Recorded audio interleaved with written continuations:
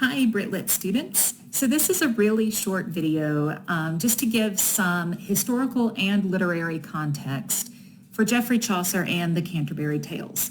In this video, there will be some quiz questions along the way just to sort of test your memory and your absorption of the knowledge as we go along through the PowerPoint. So make sure you're paying attention as we go along.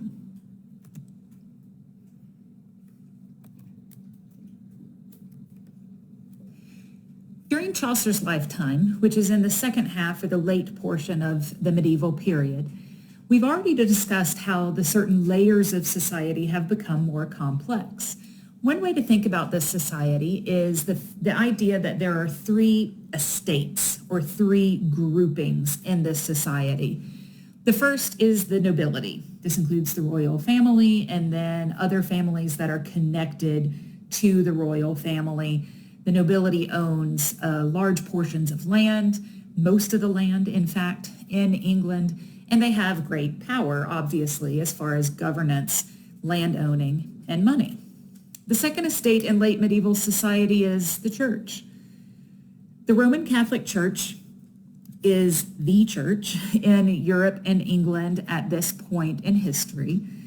And they also own great amounts of land throughout the country.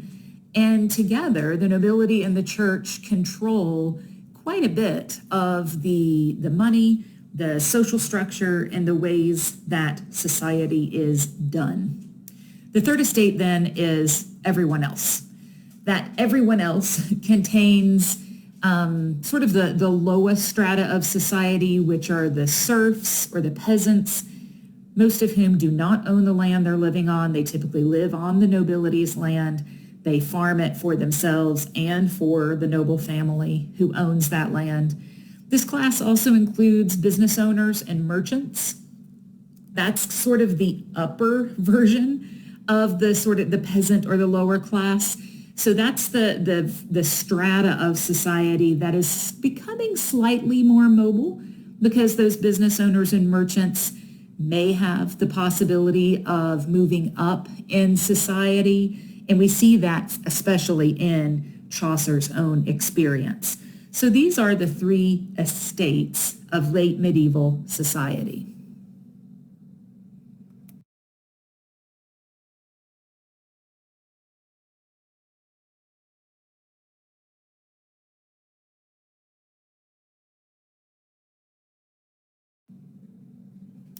So Chaucer is part of that somewhat mobile kind of middle class that we might think of it today in terms of the merchants and businessmen who are sort of that upper level of the peasant or commoner class. Chaucer was able to go to school because of his father's wealth. And then once he was through with his education, he was placed as a page with a noble family.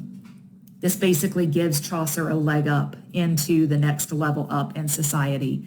He eventually marries into a noble family and serves in the royal court. While serving the royal court, he is sent on a diplomatic mission to Italy, and there he encounters the Renaissance. At this point, the Renaissance is starting to take hold in Italy. It hasn't reached England yet. It starts in Italy and moves north, so it gets to England in another 100 years or so. This is a great sea change in Chaucer's life. It influences not only his sense of language and literature, but also his perceptions of society itself, and especially the individuals who are in each class within society, how they interact with one another, and how they experience their life within that class. The Canterbury Tales is written in the later years of Chaucer's life. So he takes some of this Renaissance sort of sensibility and puts it into the Canterbury Tales themselves. We can't accurately date the Canterbury Tales because the actual tales themselves were written all kinds of different periods of Chaucer's life. But when he begins to actually put them together into this cohesive structure, that's later in his life. The way he decides to put them together is in using a framing device.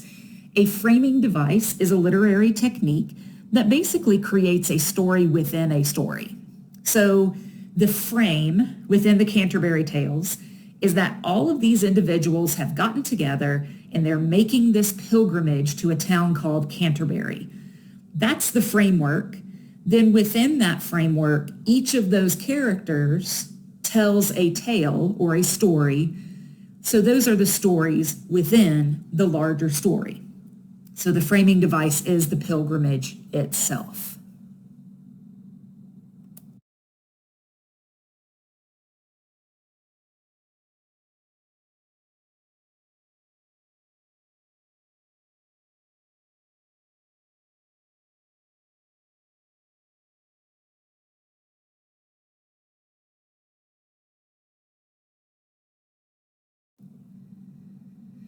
The pilgrimage that these individuals are undertaking is a memorial to the Archbishop of Canterbury, Thomas Becket.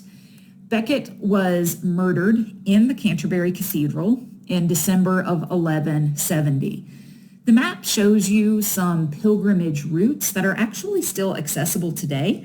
There are different groups that do these pilgrimages. Some start from London, some may start from even further west in Winchester. But notice that Canterbury, over on the right-hand side in the eastern part, the southeastern part of England, that's the town they're headed to. The reason they want to go to Canterbury to memorialize Thomas Becket is because of his murder. Back in the 1100s, so this is 200 years before Chaucer, Henry II is king, and one of his best friends and counselors is a man named Thomas Becket. When the current Archbishop of Canterbury passes away, Henry decides to make Thomas the Archbishop of Canterbury. This is the most powerful church position in the Catholic Church in England. So the Pope in Rome is the head over the entire Catholic Church, but in England, kind of the head guy is this Archbishop of Canterbury. Henry thinks that by putting Thomas in that position, he can marry those two estates of the nobility and the church and have incredible power over everything in England. However, when Becket is put into that position as Archbishop, he radically changes. He, instead of being loyal to Henry II and making decisions that are favorable to the crown, he devotes himself utterly to the church and begins to make decisions that help the church. This, of course, drives a wedge between Henry and Thomas, and eventually, over the course of a decade, this division reaches a height that is nearly unsustainable. And at Christmas in 1170, some of Henry II's knights overhear him say, "Can no one rid me of this meddlesome priest?" Well, they take that seriously. And so 4 of his knights head off to Canterbury, where they do murder Thomas Becket in the cathedral itself. So that's why all of these people have gotten together in the Canterbury Tales to head off to Canterbury.